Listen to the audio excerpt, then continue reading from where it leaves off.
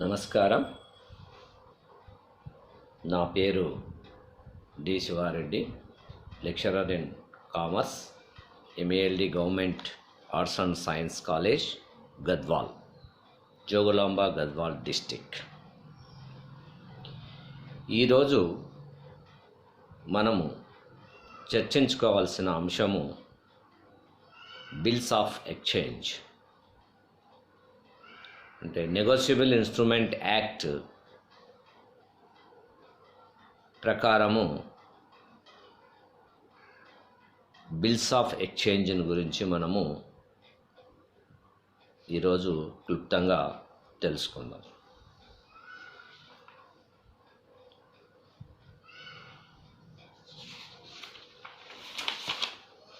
Negotiable instrument act 1881 section 5 ప్రకారము బిల్లుకు సంబంధించిన అర్థం చెప్పవచ్చు. మనం జనరల్గా చెప్పాలంటే ప్రస్తుత కాలంలో అరువు అమ్మకాలు అనేవి వ్యాపారంలో ఒక మంచి సాధనంగా ఉపయోగపడుతున్నాయి. అరువు పైన అమ్మకందారుడు సరుకును అమ్మినప్పుడు కొనుగోలుదారు నుంచి రావలసిన మొత్తానికి నిర్ణీత కాలంలోపు తాను కోరిన మీదట తనకు కానీ, తన అనుమతి పొందిన వ్యక్తికి కానీ, సంస్థకు కానీ చెల్లింపు చేయవలసిందిగా కొనుగోలుదారుని ఆదేశిస్తూ ఒక పత్రము వ్రాసి కొనుగోలుదారుకు పంపుతాడు. దానిపైన కొనుగోలుదారుడు తన అంగీకారము తెలుపుతూ సంతకం చేస్తాడు. అతని అంగీకారము సంతకమైన క్షణాననే ఆ పత్రము మారకపు బిల్లుగా గుర్తించబడుతుంటుంది. ఇది మనకు బిల్లు యొక్క మీనింగ్. అయితే అన్యక్రాంత యోగపత్రం చట్టం 1881 సెక్షన్ 5 ప్రకారము మారకపు బిల్లుకు ఒక డెఫినేషన్ ఇచ్చారు. ఒక వ్యక్తి మరొక వ్యక్తి వద్ద నుంచి పొందిన రుణానికి మారకపు బిల్లు లిఖితపూర్వక అంగీకారం, అంటే సాక్ష్యంగా ఇది నిలుస్తుంది.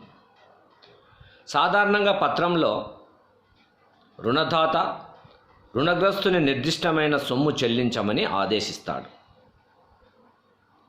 ఈ పత్రం రుణానికి సాక్ష్యంగా నిలుస్తుంది. ఈ ఆదేశ పత్రంను అంగీకరిస్తూ రుణగ్రస్తుడు ఒక అంగీకారాన్ని లిఖితపూర్వకంగా తెలియచేస్తాడు. ఆ తెలియచేసే పత్రాన్నే మనము బిల్స్ అని చెప్పుకుంటాం. బిల్లులో లక్షణాలు.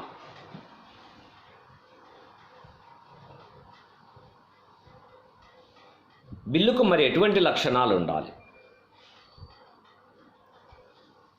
లిఖితపూర్వకంగా ఉండాలి. ఫస్ట్ నంబర్ 1 ఇది నోటి మాటల ద్వారా కాకుండా లిఖితపూర్వకంగా ఉండాలి. నంబర్ 2, సొమ్ము చెల్లించమని ఇచ్చిన బేషరతు ఉత్తర్వై ఉండాలి. తర్వాత నంబర్ 3, చెల్లింపును నగదు రూపకంగా మాత్రమే చేయమని ఉత్తర్వు ఉండాలి.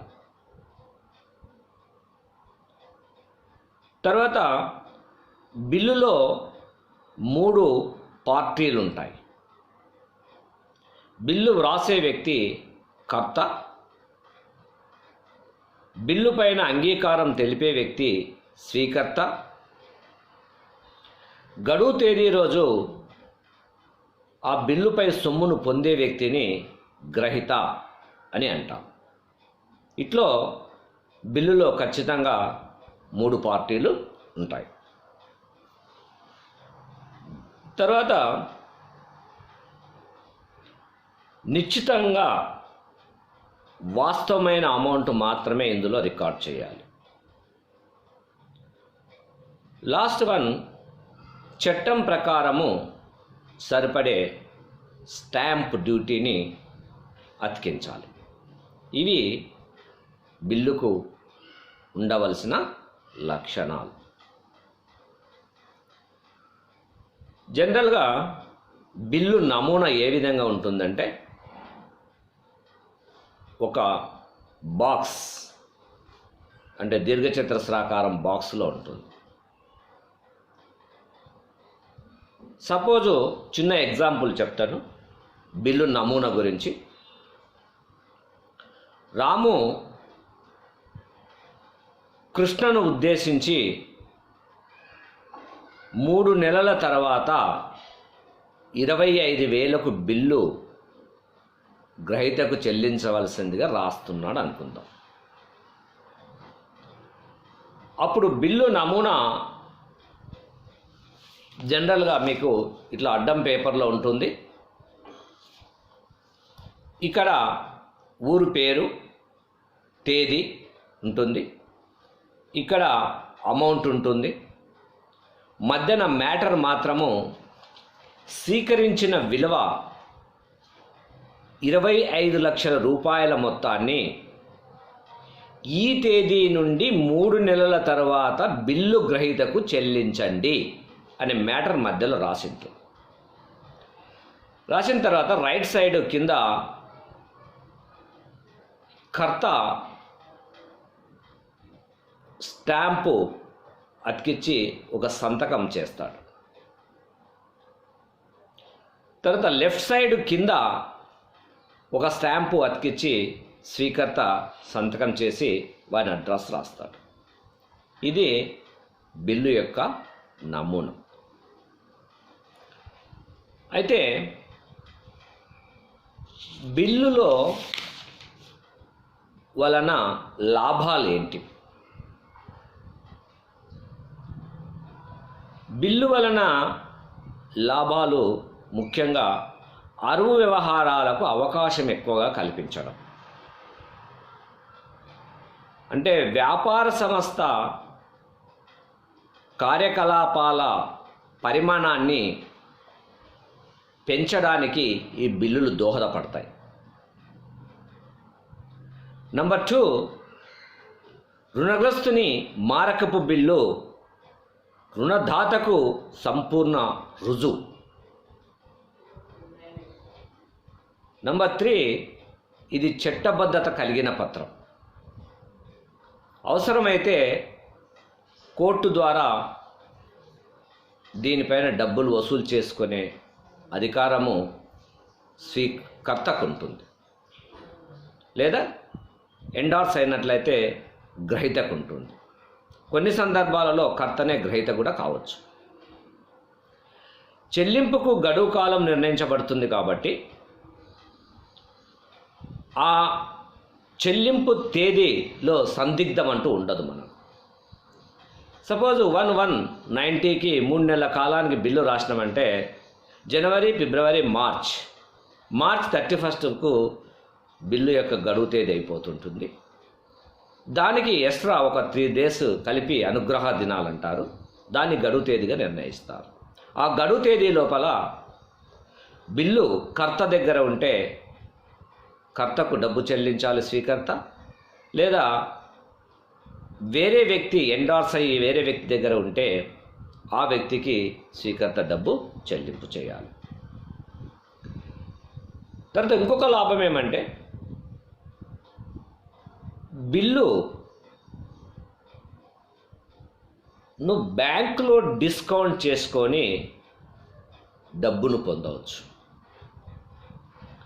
అంటే కర్తకు స్వీకర్త నుంచి వచ్చిన బిల్లును 3 నెలల వరకు తన దగ్గరనే ఉంచుకోకుండా ఆ 25,000 బిల్లును బ్యాంకులో డిస్కౌంట్ చేయొచ్చు. బ్యాంకులో డిస్కౌంట్ చేసేటప్పుడు డిస్కౌంట్ ఛార్జీల కింద బ్యాంక్ అమౌంట్ పట్టుకొని రిమైనింగ్ బ్యాలెన్స్ ఇస్తుంది. ఫర్ ఎగ్జాంపుల్కి 25,000 లేదా 25 లక్షలు మనం బిల్లు వచ్చిందంటే ఆ 25,000 బ్యాంకులో డిస్కౌంట్ చేస్తే ₹1 చొప్పున మనకు 2,500 డిస్కౌంట్ ఛార్జీలు పట్టుకుంటారు అనుకోండి. అప్పుడు బ్యాంకుకు మనకు ఆ 2,500 తీసేసి 22,500 మనకి ఇస్తుంటుంది. అంటే బ్యాంకు నుంచి మనం పొందే మొత్తం ఆ డిస్కౌంట్ ఛార్జీలు మనకు వర్తిస్తాయి. గడువు తేదీ లోపల స్వీకర్త మొత్తము 25,000 బ్యాంక్ పేమెంట్ చేయాల్సిన అవసరం ఉంటుంది. కాబట్టి బిల్లు ద్వారా మనము బ్యాంకులో డిస్కౌంట్ చేసి డబ్బు పొందవచ్చు. తర్వాత విదేశీ వ్యాపారాలకు సంబంధించి విదేశీ వర్తకపు బిల్లులు చాలా మనకు దోహదపడతాయి. ఇంకోటి అన్యక్రాంత యోగ పత్రం కాబట్టి ఇది సులభంగా ఎవరికైనా బదిలీ చేయవచ్చు, అంటే ఎండార్స్ చేయొచ్చు. ఇవి బిల్లు వలన మనకు లాభాలు. నెక్స్ట్ బిల్లులో రకాలు. బిల్లులో 3 రకాలు ఉంటాయి. ఫస్ట్ నెంబర్ 1 వర్తకపు బిల్లులు.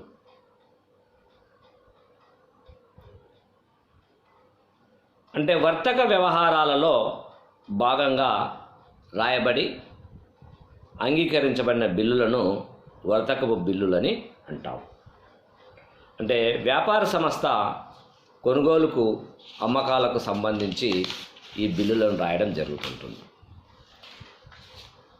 సెకండ్ 1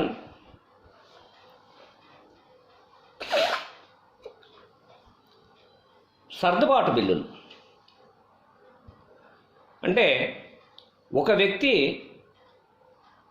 మరొక వ్యక్తికి ద్రవ్య అవసరాల కోసం తీర్చడానికి రాసే బిల్లులను సర్దుబాటు బిల్లులని అంటారు. సపోజు నాకు ఒక 10,000 రూపాయలు అవసరం ఉంది.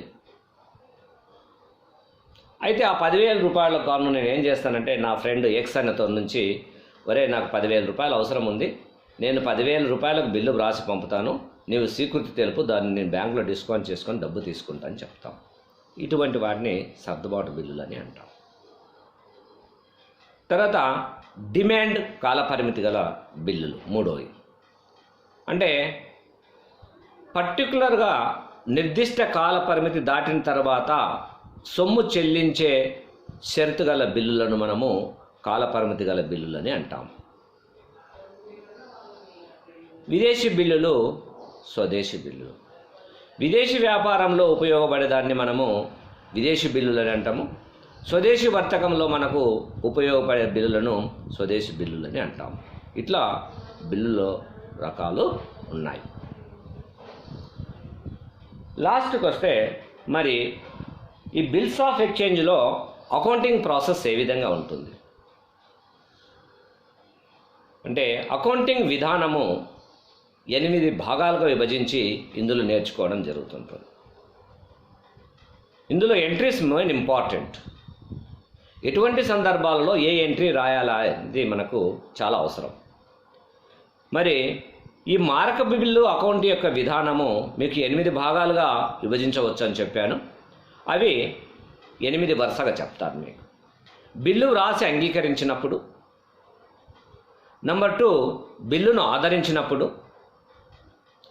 బిల్లును 3వ వ్యక్తికి ఎండార్స్ చేసినప్పుడు లేదా బ్యాంకులో డిస్కౌంట్ చేసినప్పుడు, వసూలుకై బ్యాంకుకు పంపినప్పుడు.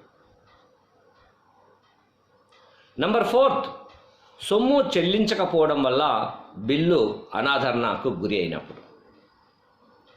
నెంబర్ 5 అనాదరణ పొందినప్పుడు ధృవీకరించడానికి ఖర్చులు చెల్లిస్తాం, కాబట్టి ధృవీకరణ ఖర్చులు చెల్లించినప్పుడు.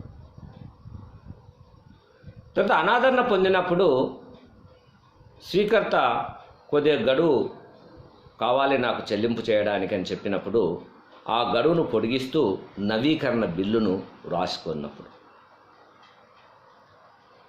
కొన్ని సందర్భాలలో స్వీకర్త గడువు తేదీ కన్నా ముంచే వచ్చి నా దగ్గర డబ్బు ఉంది నీకు ఇచ్చేస్తాను కాబట్టి నాకు కొద్దిగా తగ్గింపు అని చెప్తాడు. అప్పుడు తగ్గింపుతో బిల్లును పరిష్కరించినప్పుడు. లాస్ట్కు స్వీకర్త దివాలా తీసినప్పుడు. ఇట్లా ఈ 8 రకాలంగా మనము చిట్టా పద్దులను రాసుకోవడము జరుగుతుంటుంది. మీకు ఒక్కొక్క దాని గురించి చిన్న ఎగ్జాంపుల్ చెప్తాను. బిల్లు కర్త పుస్తకాలలో చిట్టాపద్దులు, బిల్లు స్వీకర్త పుస్తకాలలో చిట్టాపద్దులు. కర్త ఏం రాసుకుంటాడు, స్వీకర్త ఏం రాసుకుంటాడు, ఎక్కువ ఇవి అడుగుతుంటాడు. ఒకసారి ఎండార్స్ చేసినప్పుడు ఎండార్సీ పుస్తకాలలో కూడా ఏ విధంగా రాసుకోవాలి. అయితే మీకు 8 భాగాలు విభజించి చెప్పిన దాంట్లో ఫస్ట్ నెంబర్ 1, బిల్లు వ్రాసి అంగీకారం పొందినప్పుడు కర్త తన పుస్తకాల్లో ఏ విధంగా రాసుకుంటాడు అంటే వసూలు బిల్లు ఖాతా డేటా టు స్వీకర్త ఖాతా, బిల్లు వ్రాసి అంగీకారము పొందినందుకు. అదే సమయంలో స్వీకర్త ఏం రాసుకుంటాడంటే కర్త ఖాతా డేటా టు చెల్లింపు బిల్లు ఖాతా, బిల్లుపై స్వీకృతి తెలిపినందుకు. ఇది నెంబర్ 1. నెంబర్ 2, బిల్లు కర్త గడువు తేదీ వరకు తన దగ్గరనే ఉంచుకొని డబ్బును ఆదరించినప్పుడు, తీసుకున్నప్పుడు, అప్పుడు నగదు లేదా బ్యాంక్ ఖాతా డేటా టు వసూలు బిల్లు ఖాతా అని కర్త రాసుకుంటాడు. మరి స్వీకర్త చెల్లింపు బిల్లు ఖాతా డేటా టు నగదు లేదా బ్యాంక్ ఖాతాని రాసుకుంటాడు. తర్వాత నెంబర్ 3, బిల్లు కర్త బిల్లును 3వ పార్టీకి ఎండార్స్ చేసినప్పుడు కానీ, బ్యాంకులో డిస్కౌంట్ చేసినప్పుడు కానీ, వసూలుకై బిల్లును బ్యాంకుకు పంపినప్పుడు, ఈ 3 సందర్భాలలో కర్త ఏ విధంగా రాసుకుంటాడంటే ఫస్ట్ ఎండార్స్ చేసినప్పుడు ఎవరికైతే ఎండార్స్ చేస్తాడో వాని వ్యక్తిగత ఖాతా అంటే ఎండార్సీ ఖాతా డేటా టు వసూలు బిల్లు ఖాతా. ఈ ఎండార్స్ చేసినప్పుడు స్వీకర్త తన పుస్తకాలలో చిట్టాపద్దు రాసుకోడు. అదే ఎండార్స్ చేసిన బిల్లు గడువు తేదీ లోపల ఆదరించినట్లయితే అప్పుడు కర్త పుస్తకాలలో చిట్టాపద్దు ఉండదు, కానీ స్వీకర్త పుస్తకాలలో చిట్టాపద్దు ఉంటుంది. స్వీకర్త ఏం చేస్తారంటే చెల్లింపు బిల్లు ఖాతా డేటా టు బ్యాంక్ ఖాతా లేదా నగదు ఖాతా అని రాసుకుంటాడు. ఇందులో సెకండ్ బి బిట్టు, బిల్లును కర్త బ్యాంకులో డిస్కౌంట్ చేసినప్పుడు ఇప్పుడు బిల్లు కర్త పుస్తకాలలో మాత్రమే చిట్టాపద్దు ఉంటుంది, స్వీకర్త పుస్తకాలలో చిట్టాపద్దు రాదు. బ్యాంకులో డిస్కౌంట్ చేసినప్పుడు బ్యాంక్ ఖాతా డేటా డిస్కౌంట్ ఖాతా డేటా టు వసూలు బిల్లు ఖాతా. సపోజ్ 10,000 బిల్లు ఉంది, 1,000 రూపాయలకు డిస్కౌంట్ చేసిండు అనుకుంటే అప్పుడు బ్యాంక్ ఖాతా డేటా 9,000, డిస్కౌంట్ ఖాతా డేటా 1,000 రూపాయలు, వసూలు బిల్లు ఖాతా 10,000, బిల్లును బ్యాంకులో డిస్కౌంట్ చేసినందుకు. దీనికి సంబంధించి స్వీకర్త పుస్తకాలు ఎటువంటి చిట్టాపద్దు ఉండదు. తర్వాత గడువు తేదీ రోజున ఈ డిస్కౌంట్ చేసిన బిల్లు ఆదరణ పొందినట్లయితే అప్పుడు కర్తకు సంబంధం ఉండదు, కాబట్టి కర్త తన పుస్తకాలలో చిట్టాపద్దు రాసుకోడు. స్వీకర్త మాత్రం రాసుకుంటాడు. చెల్లింపు బిల్లు ఖాతా డేటా టు నగదు ఆరు బ్యాంక్ ఖాతాను రాసుకుంటాడు. తర్వాత థర్డ్ వన్, బిల్లు కర్త వసూలుకై బిల్లును బ్యాంకుకు పంపించినప్పుడు చిట్టాపద్దు ఏం రాసుకుంటాం. ఇది కూడా వసూలుకై బిల్లును బ్యాంకుకు పంపినప్పుడు కర్త మాత్రమే తన పుస్తకాల్లో రాసుకుంటాడు, స్వీకర్తకు చిట్టాపద్దు ఉండదు. అంటే బిల్లు వసూలు కోసం బ్యాంక్ ఖాతా డేటా టు వసూలు బిల్లు ఖాతా అని కర్త రాసుకుంటాడు. అయితే ఈ వసూలుకై పంపిన బిల్లును ఆదరించబడినట్లయితే అప్పుడు బ్యాంక్ ఖాతా డేటా టు వసూలు కోసము బ్యాంక్ ఖాతా అని రాసుకుంటాడు.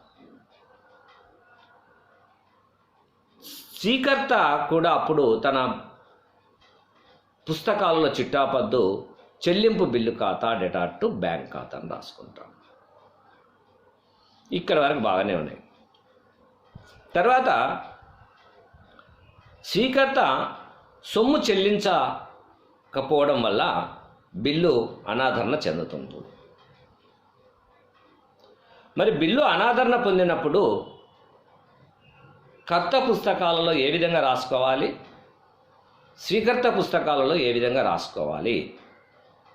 ఇది ఇంపార్టెంట్.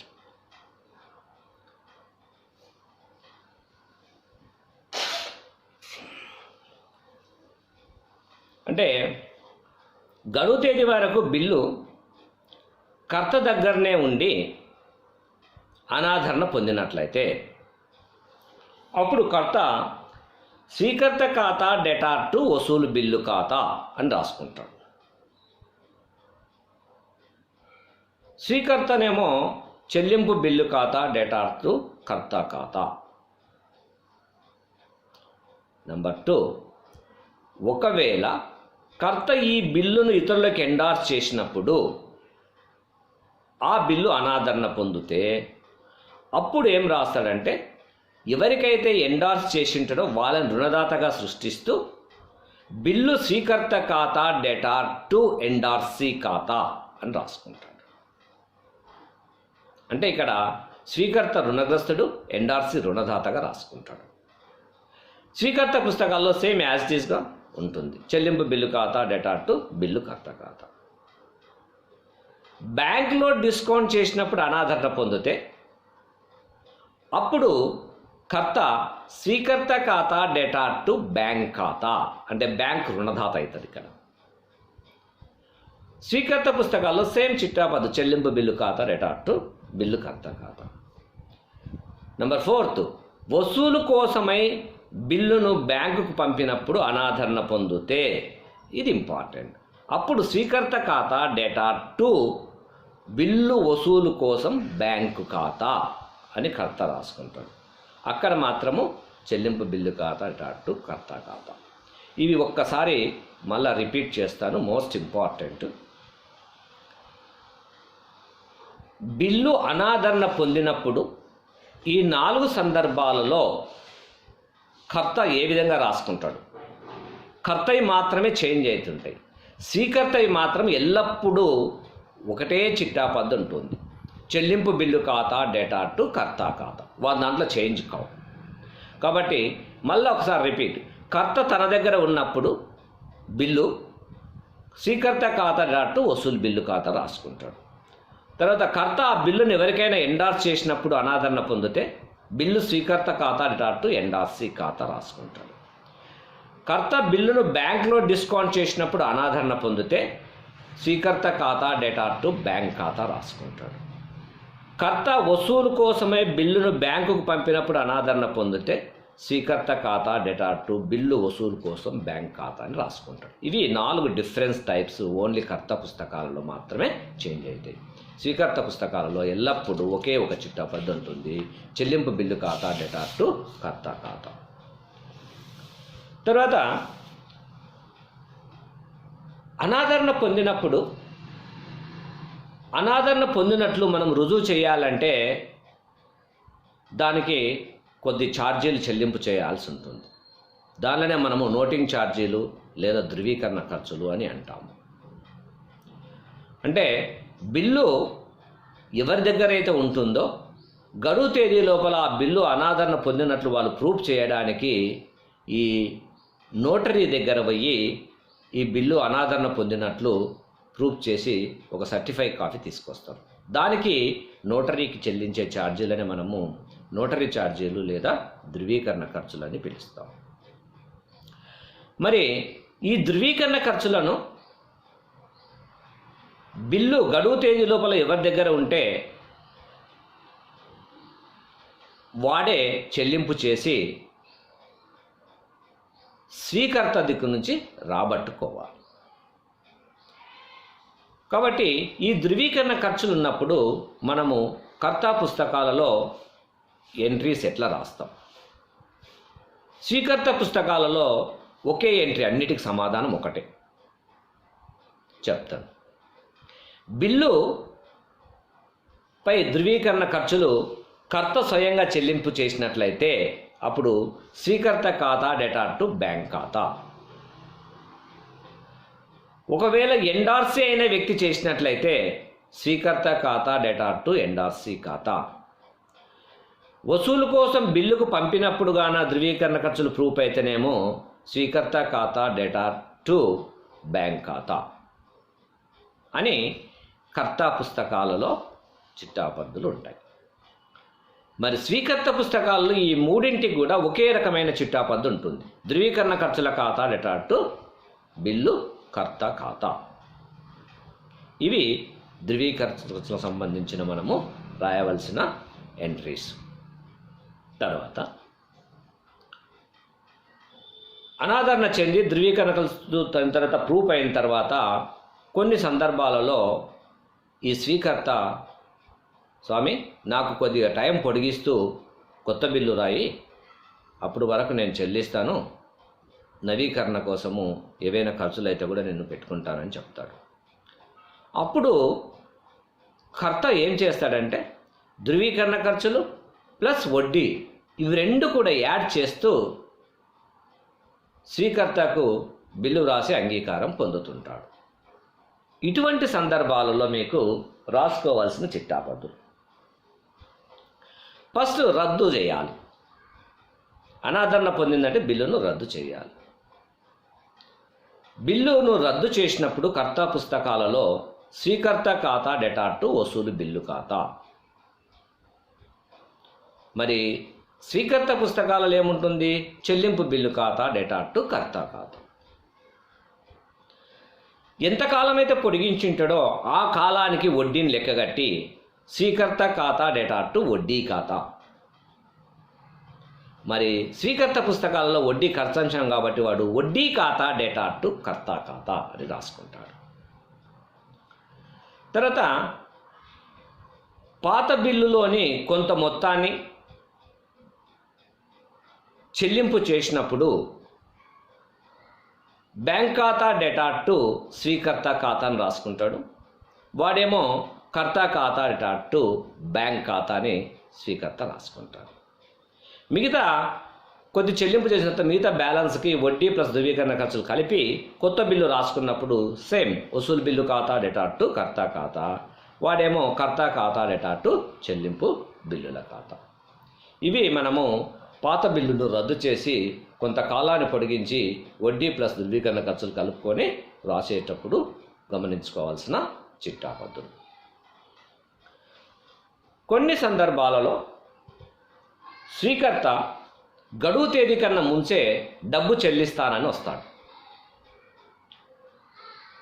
ఆ గడువు తేదీ కన్నా ముంచు వచ్చి డబ్బు చెల్లిస్తాను, నాకు కొద్దిగా డిస్కౌంట్ ఇయ్యి అని చెప్తాడు. అప్పుడు తగ్గింపుతో బిల్లును పరిష్కరించడం జరుగుతుంటుంది. అటువంటి అప్పుడు మనము చిట్టాపద్దులు కర్త పుస్తకాలలో స్వీకర్త పుస్తకాలలో ఏ విధంగా రాసుకోవాలి? ఎంత మేరకు తగ్గిస్తే అంత డిస్కౌంట్ ఛార్జీలుగా పరిగణిస్తూ కర్త తన పుస్తకాలలో ఎంట్రీ రాసుకుంటాడు. సపోజ్ 10,000 బిల్లుకు 1,000 రూపాయలు డిస్కౌంట్ ఇచ్చిండు అనుకోండి. అప్పుడు బ్యాంక్ ఖాతా డెటార్ 9,000, డిస్కౌంట్ ఖాతా డెటారు 1,000 రూపాయలు, వసూలు బిల్లు ఖాతా డెటార్ 10,000 రూపాయలు. తగ్గింపుతో బిల్లును పరిష్కరించుకున్నందుకు. ఇక్కడ కూడా స్వీకర్త ఏం రాస్తాడు? చెల్లింపు బిల్లు ఖాతా డెటార్ 10,000, టు బ్యాంక్ ఖాతా 9,000, టు డిస్కౌంట్ ఖాతా 1,000 రూపాయలు. తగ్గింపుతో బిల్లును పరిష్కారం చేసుకున్నాం. తర్వాత లాస్ట్ వన్, బిల్లు స్వీకర్త దివాలా తీసినప్పుడు. అంటే కొన్ని సందర్భాలలో వాడు చెల్లింపు చేయకుండా దివాలా తీస్తాడు. అప్పుడు బిల్లును దివాలా తీసినప్పుడు కర్త పుస్తకాలలో స్వీకర్త ఖాతా డెటాటు వసూలు బిల్లు ఖాతా రాసుకుంటాడు. ఈడేమో చెల్లింపు బిల్లు ఖాతా డెటాటు కర్త ఖాతా, అంటే బాకీ పరిష్కారం రాబట్టుకోవడానికి. తర్వాత దివాలా తీసినప్పుడు రాని బాకీలు ఏర్పడతాయి కర్తకు. సపోజ్ 10,000లో 50% వచ్చింది, 50% రాలేదు. మరి అప్పుడు ఏ విధంగా రాసుకోవాలి కర్త? అంటే బ్యాంక్ ఖాతా డెటార్ 5,000, రాని బాకీల ఖాతా డెటార్ 5,000, టు స్వీకర్త ఖాతా 10,000. 10,000కు గాను 5,000 రాని బాకీలు ఏర్పడి ఉంటే 5,000 వచ్చి ఉంటాయి. మరి కర్త ఏం రాసుకుంటాడంటే బ్యాంక్ ఖాతా డెటార్ కర్త ఖాతా డెటార్ 10,000, టు బ్యాంక్ ఖాతా 5,000, టు లాభ నష్టాల ఖాతా 5,000 అని స్వీకర్త రాసుకుంటాడు. ఇవి బిల్లు స్వీకర్త దగ్గర ఉండి దివాలా తీసినప్పుడు. ఇవి బిల్లుకు సంబంధించిన ఎంట్రీస్ 8 విభాగాలుగా విభజించి మనము రాసుకోవడము జరుగుతుంది. తర్వాత ఇక్కడ నెగోషియబుల్ ఇన్స్ట్రుమెంట్ యాక్ట్ ప్రకారము మనకు బిల్స్ ఆఫ్ ఎక్స్చేంజ్ గురించి ఈరోజు చెప్పుకున్నాము. ఈ బిల్స్తో పాటు ఈ అన్యక్రాంత యోగపత్రం చట్టాల్లో చెక్కులు, ప్రామిసరీ నోట్లు కూడా ఉన్నాయి. అంటే జనరల్గా మీకు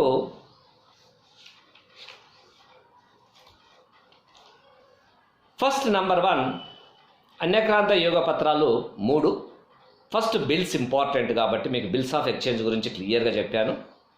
ఇది 1881 అన్యక్రాంత యోగ చట్టం నెగోషియబుల్ ఇన్స్ట్రుమెంట్ యాక్ట్ 5 ప్రకారము బిల్స్కు సంబంధించిన అంశాలు కంప్లీట్ అయిపోయినాయి. మరి ఇదే నెగోషియబుల్ ఇన్స్ట్రుమెంట్ యాక్ట్ 1881 సెక్షన్ 4 ప్రకారము ప్రామిసరీ నోట్. ఈ ప్రామిసరీ నోట్ అంటే ఏంటిది ఒక చిన్నగా చెప్తాను మీకు. పత్రంలో పేర్కొన్న వ్యక్తికి కానీ లేదా దానిని కలిగిన వ్యక్తిని కానీ నిర్దిష్టమైన సొమ్మును చెల్లిస్తానని బేషరతుగా పేర్కొంటూ దానిని తయారు చేసిన వ్యక్తి సంతకం చేసి ఇచ్చిన లిఖితపూర్వక పత్రాన్ని మనము ప్రామిసరీ నోట్ అని అంటాం. ఇది బాగా ధ్యాస పెట్టుకోండి. అంటే సెక్షన్ 4 1881 సెక్షన్ 4 ప్రకారము పత్రంలో పేర్కొన్న వ్యక్తికి కానీ అతను అనుమతి పొందిన వ్యక్తికి కానీ నిర్దిష్టమైన సొమ్మును, నిర్దిష్టమైన కాలం ఏం లేదు ఇక్కడ, బేషరతుగా ఎప్పుడు అడిగితే అప్పుడు చెల్లిస్తానని వాగ్దానపూర్వకంగా రాసి ఇచ్చే పత్రాన్ని మనము ప్రామిసరీ నోట్ అని అంటాం. ఇట్లా మీకు బిల్స్ అయిపోయినవి, ప్రామిసరీ నోట్ అయిపోయినాయి. మూడోది చెక్. ఇది చాలా ఇంపార్టెంట్. ఇది కూడా అన్యక్రాంత యోగ పత్రము 1881 సెక్షన్ 6 ప్రకారము చెక్కు యొక్క డెఫినేషన్ ఉంటుంది. డిమాండ్ కోరికపై మాత్రమే ఇతర విధంగా చెల్లింపు చేయకుండా చెల్లింపు పర్టికులర్గా ఒక వ్యక్తికి మాత్రమే చేయాలని ఆదేశిస్తూ ఒక నిర్దిష్టమైన బ్యాంకుకు ఖాతాదారుడు రాసే పత్రాన్ని చెక్కు అని అంటాం. ఉత్తర్వు అంటే డిమాండ్ కోరిక మేరకు మాత్రమే చెల్లింపు చేయవలసిందిగా ఆదేశిస్తూ ఒక నిర్దిష్టమైన బ్యాంకుకు ఖాతాదారుడు పర్టికులర్గా ఆ బ్యాంకును సృష్టిస్తూ ఉత్తర్వు ఆర్డర్ను ఇస్తూ రాసే పత్రాన్ని మనము చెక్ అని అంటాము. ఇట్లా మనకు అన్యక్రాంత యోగ చట్టం 1881 ప్రకారము 3 పత్రాలు అమల్లోకి ఉన్నవి. అందులో first number 1 1881 section 4 promissory note, 1881 section 5 bills, 1881 section 6 checks. ఇవి అన్యక్రాంత యోగ పత్రాల చట్టం కింద ఉండాల్సిన 3 పత్రాలు. ఇందులో మనకు ఇంపార్టెంట్ బిల్స్ ఆఫ్ ఎక్స్చేంజ్ కాబట్టి బిల్స్ ఆఫ్ ఎక్స్చేంజ్ గురించి మనము ఈరోజు క్లియర్గా క్లుప్తంగా వివరించడము జరిగింది. మరియు నమస్తే.